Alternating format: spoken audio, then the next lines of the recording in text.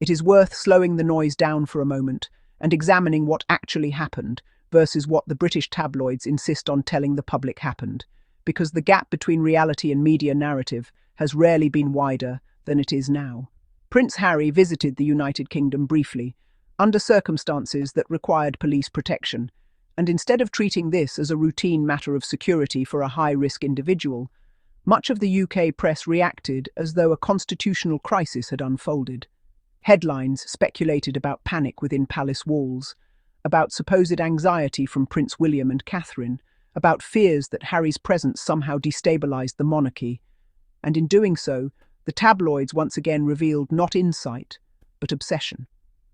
The measured truth is far less dramatic and far more uncomfortable for the media to confront.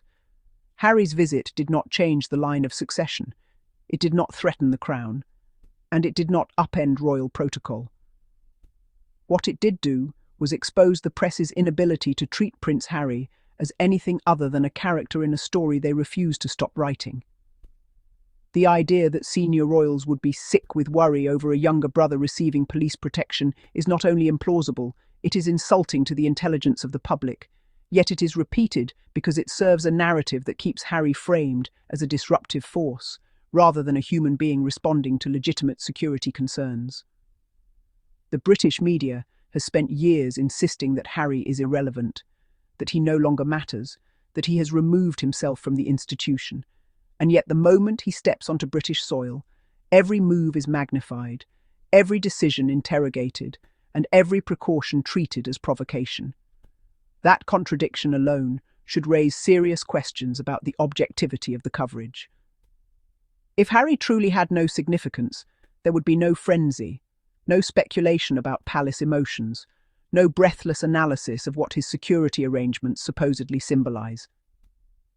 The reality is that Harry's continued relevance undermines the media's preferred hierarchy, one in which proximity to the crown determines worth, safety, and legitimacy. The coverage surrounding his police protection is particularly revealing because it exposes how deeply the press has normalized the idea that security is a privilege tied to obedience rather than a response to risk. William's lifelong state-funded protection is never framed as controversial, excessive, or emotionally destabilizing to anyone else, yet Harry's temporary protection during a short visit is framed as indulgent, threatening, or provocative, and the difference is not about safety, but about status. This double standard is rarely acknowledged in the reporting because to do so would require admitting that Harry's argument has always been simple and rational. Risk should determine protection, not rank. By focusing instead on imagined emotional reactions within the palace, the tabloids avoid addressing the uncomfortable truth that Harry's security concerns have been validated by courts and security experts, and that the threats against him did not disappear when he stepped back from royal duties. The press also avoids its own role in creating the conditions that necessitate such protection. For decades, Harry's life was treated as public property, his grief commodified, his relationships scrutinized, his mistakes amplified, and his trauma repackaged as entertainment, and now the same institutions that profited from that exposure recoil at the cost of mitigating its consequences. When the media frames Harry's visit as a source of instability, it quietly shifts responsibility away from itself and onto the individual it helped endanger. The repeated suggestion that William and Catherine are somehow unsettled by Harry's presence serves another purpose as well, which is to perpetuate a simplistic sibling rivalry narrative that distracts from structural issues within the monarchy and the media ecosystem surrounding it. By reducing the story to jealousy, resentment, or fear, the tabloids transform a serious conversation about safety, accountability, and institutional rigidity into a soap opera that invites emotional reactions rather than critical thought. This is not accidental. It is a well-worn tactic that allows the press to maintain audience engagement while avoiding meaningful scrutiny of its own behavior. The Shakespearean framing of a charismatic younger brother threatening the rightful heir may be dramatic, but it collapses under even minimal examination because Harry has shown no interest in reclaiming power, status, or institutional authority. His actions over the past several years have been consistent with someone seeking autonomy, not dominance. Yet the media persists in portraying independence as rebellion and self-protection as aggression. The insistence on describing Harry's movements in terms of challenge or threat reveals how deeply invested the press remains in controlling the narrative arc of his life. Even his silence is interpreted as strategy, even his absence as sulking, and even his presence as provocation, which creates a closed loop in which no action can ever be neutral. This pattern erodes trust, not only in royal reporting, but in journalism more broadly, because it signals that outcomes are predetermined, regardless of facts. When Harry visits quietly, the story becomes one of tension and fear. When he speaks, the story becomes one of bitterness. When he stays away, the story becomes one of isolation and regret. The consistency is not in Harry's behaviour, but in the media's framing. What is particularly striking about the reaction to his police protection is how quickly the conversation shifted from public safety to symbolic offence, as though the mere act of being protected constituted a challenge to the established order. This reveals a media culture that prioritizes hierarchy over humanity, optics over substance, and tradition over responsibility. It also exposes an unwillingness to grapple with the long-term consequences of relentless coverage, harassment, and racialized abuse, particularly toward Meghan Markle, which the British press has largely refused to reckon with in any meaningful way. By focusing on supposed palace anxiety, the tabloids invite the public to sympathise upward, toward power, while directing scepticism and resentment downward, toward an individual seeking protection.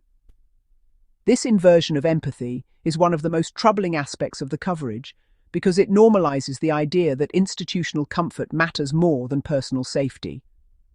The suggestion that Harry's protection somehow undermines William's role as heir also misunderstands the nature of monarchy itself, which derives stability not from suppressing individuals, but from adapting to reality. A system that appears threatened by a single family member's safety arrangements does not look strong, it looks brittle.